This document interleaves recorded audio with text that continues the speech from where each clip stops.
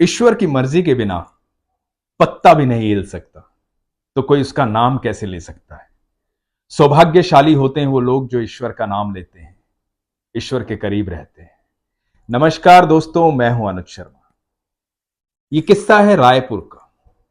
रायपुर की एक छोटी सी फैमिली, छोटा सा परिवार, माता पिता, एक बिटिया और एक उसका छोटा भाई। कोरोना के समय की बात है। घर के हालात थोड़े खराब हो गए थे। कोरोना में हमारे देश में और पूरी दुनिया में हालात खराब चल रहे थे, तो बहुत लोगों के हालात बहुत ज्यादा खराब हो गए थे। उन्हीं में से था एक परिवार, रायपुर का ये परिवार। अब हुआ यूं कि पिता की तबीयत खराब हो गई थी। पिता अकेले कमाने वाले थे और माँ जो है वो दूसरों के कपड़े सिल करके, सिलाई करके घर का खर्चा निकाल रही थी। तो जो बड़ी बेटी थी उसने सोचा कि मैं कुछ करती हूँ, क्योंकि छोटे भाई को पढ़ाना भी है और खुद की पढ़ाई की फीस भी देनी है। तो उसने इधर उधर पता किया ट्यूशन पढ़ाने के लिए। तो किसी ने बताया कि वहां पर एक बच्चा है, उसे पढ़ा सकते हो।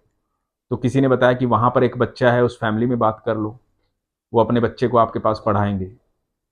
तो वहां गई, उन्होंने हाँ भर दी। फिर वहीं से दूसरा बच्चा मिला, तीसरा बच्चा मिला। ऐसे करते करते उसके पास तीन चार बच्चे हो गए और बच्चों को पढ़ाने लगी। ये ऐसा परिवार है जिसमें कृष्ण की कभी पूजा नहीं हुई थी, ना कोई लड्डू गोपाल की पूजा हुई थी, ना लड्डू गोपाल के बारे में ज्यादा जानते थे। सब ये तो जानते थे कि कृष्ण है, भगवान है, लेकिन खास रिश्ता नहीं था। अब हुआ यूं कि इस लड़की को सपने में एक सांवला बच्चा दिखाई देने लगा। पहले तो बच्चा मुस्कुराया, दिखता था, साधारण सपना था। बात तब हुई जब वो सपना रिपीट हुआ, वो दोबारा आया। दोबारा आया तो बच्चा फिर मुस्कुराया और उसने देखा कि एक सांवला सा बच्चा 8-10 साल का मुस्कुरा रहा है। अब ये घटना रोज की हो गई। सपने में एक बच्चा आता और मुस्कुराने लगता। एक दिन हुआ यूं कि वो बच्चा एक दीवार के पीछे से इसे देख रहा था और सपने में इसने देखा कि बच्चे की आंखें जो है वो गीली थी। उस दिन ये लड़की थोड़ी बेचैन हो गई। उसे लगा ऐसा क्यों दिखा। अगले दिन फिर सपना दिखा और वो जगह दिखाई दी जिस दीवार के पीछे से वो बच्चा देख रहा था। वो जगह इसे जानी पहचानी लगी। वो जगह वो थी जहां ये ट्यूशन पढ़ाने जाती थी। अगले दिन ये ट्यूशन पढ़ाने गई। जब ट्यूशन पढ़ाने गई तो इसने जा करके वहां पे देखा उस कमरे की ओर जहां वो बच्चा दिखाई दिया था दीवार के पीछे। तो इसने अपने स्टूडेंट से पूछा कि ये जो आपका कमरा है, इसमें क्या है। तो उसने बताया कि ये हमारा स्टोर रूम है। सारा हमारा जो सामान जो हमारे काम नहीं आता वो इसमें रख देते हैं। अब ये वापस घर आ गई। रात को फिर सपना आया। फिर सपना आया तो इसे बच्चा फिर से दिखाई दिया और उसी स्टोर रूम में दिखाई दिया, रोते हुए दिखाई दिया। ये फिर घबरा गई, फिर उठी, सुबह गई, स्टूडेंट के पास गई। इसने बार बार कमरे की तरफ झांकने की कोशिश की, देखा उधर, लेकिन वो तो सपना था और हकीकत ये थी कि ये वहां पढ़ा रही थी। तो इसको लगा कि मन का वहम होगा, मैं यहां रोज आती हूं तो दिमाग में बैठ गई बात, तो इसलिए ऐसा हो रहा होगा। फिर हुआ यूं कि एक रात ये फिर सो रही थी। फिर सपना आया। सपना आया, अब वो जो सांवला सा बच्चा था वो एक मटके के पास बैठ करके रो रहा था और मटके के अंदर एक काले रंग के लड्डू गोपाल थे जो काले पड़ चुके थे। और वहां से इसे आवाज आ रही थी कि मुझे बाहर निकालो, मुझे 12 साल हो गए इसके अंदर, मुझे बाहर निकालो। और ये सपना जब इसे आया तो ये एकदम से परेशान होकर के उठ गई, घबरा गई, जोर से चिल्ला पड़ी। इसकी मम्मी उठी। मम्मी ने पूछा, बेटा क्या बात है। तो इसने सारी बात बताई। इसने बताया कि इतने दिनों से मुझे इस तरह से सपना आ रहा है और आज तो ऐसा सपना आया। घबरा गई। सारी रात माँ बेटी सो नहीं पाई। इसको डर लगा कि उस घर में जाऊं या नहीं जाऊं, पता नहीं क्या है ये। तो माँ उस दिन इसके साथ गई जहां ये ट्यूशन पढ़ाती थी। उनके घर गई। उनके घर जाकर के माँ बोली कि आप लड्डू गोपाल की पूजा करते हैं क्या?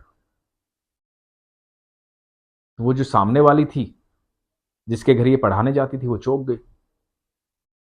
वो बोली कि लड्डू गोपाल की पूजा तो हम बहुत पहले करते थे।